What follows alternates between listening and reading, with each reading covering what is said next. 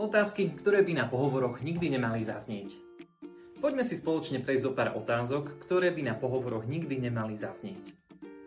Plánujete deti? Ste tehotná? A kto sa vám bude starať o dieťa?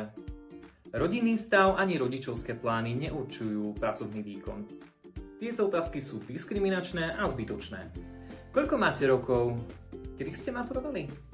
Ak totižto zákon nevyžaduje minimálny vek pre danú pozíciu, tieto otázky by na pohovore zaznieť nemali. Zdravotný stav. Máte zdravotné problémy? Ako často bývate PM? Zdravotný stav je citlivý osobný údaj. Rieši sa len vtedy, ak priamo ovplyvňuje schopnosť vykonávať danú konkrétnu prácu.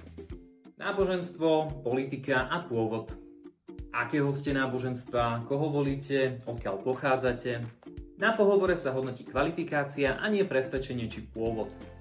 Profesionálny pohovor nie je o zvedavosti, je o rešpekte.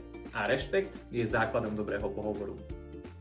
Akú najčudnejšiu otázku ste na pohovore dostali vy? Napíšte nám dole do komentára.